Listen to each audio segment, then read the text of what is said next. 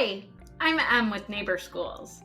I'm a home daycare specialist who hears from people every single day, probably folks just like you, who really want to open their own home daycares but just have no idea where to begin. Folks who are moms, like me, who want the flexibility to work from home and take care of their own kids while making money. People who dream of becoming entrepreneurs, who want to take control of their own career paths and open their own businesses.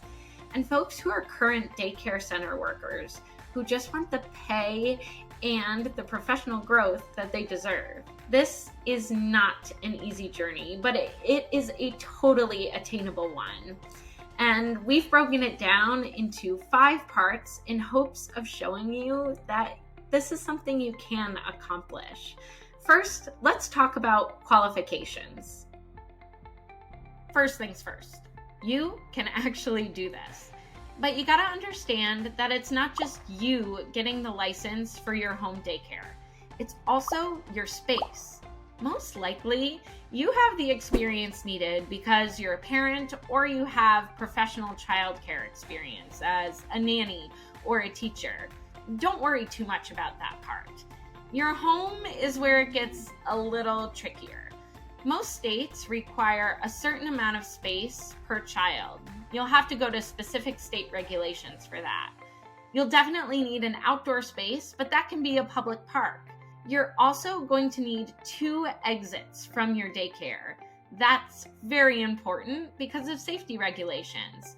Finally, if you're planning on moving, you want to start this process when you're already in that new home. If you're still feeling unsure if you meet these qualifications and if you're ready to go, click the link below and take the NeighborSchools readiness quiz.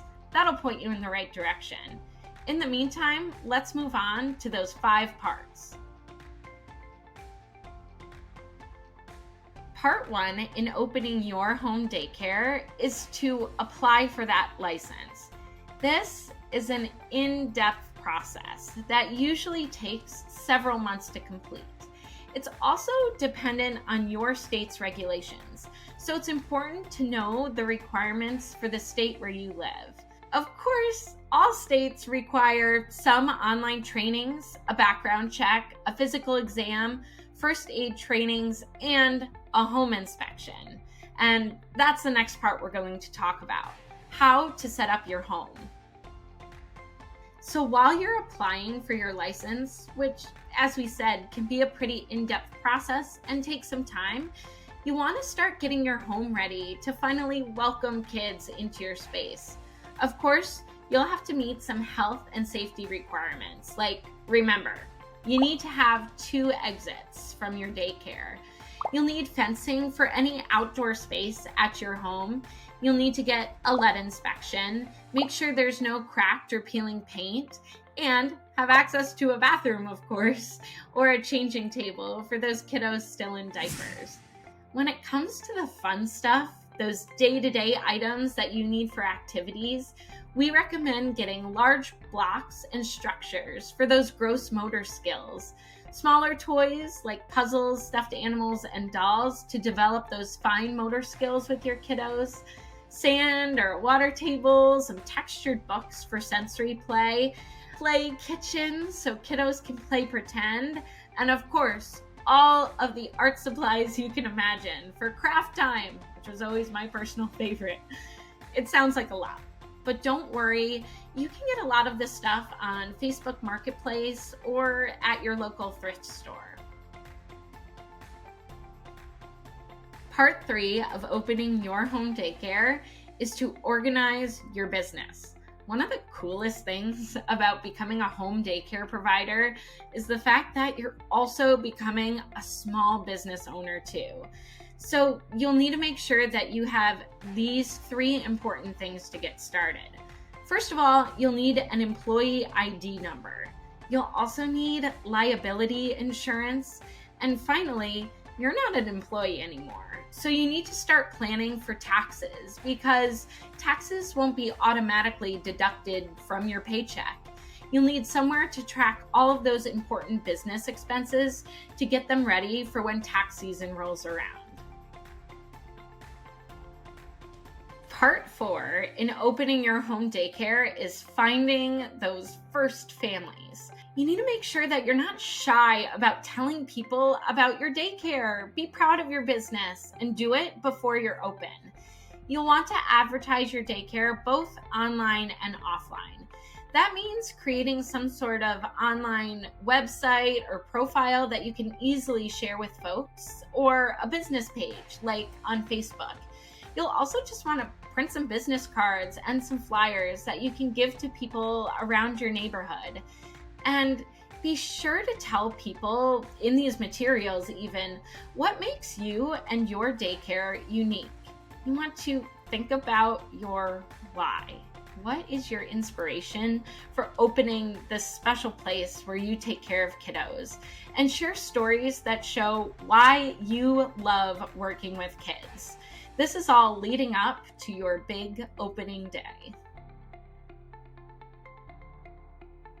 Here we are. You've made it this far. You've applied for your license and gotten it.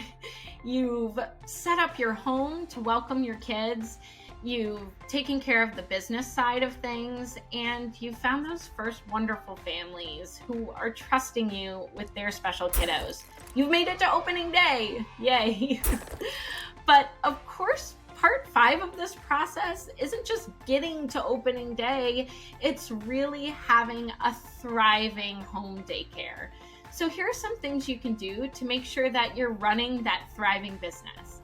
Of course, you want to create weekly lesson plans and plan thoughtful day-to-day activities for your students. You want to really get to know them so they can guide their own learning. Then you can provide that choice in activities that helps them grow and, of course, helps them to have fun. You want to keep in constant communication with your families. That means having a bulletin board in your entryway with all of that important paperwork. That means celebrating their kids with them, but also flagging any issues early on.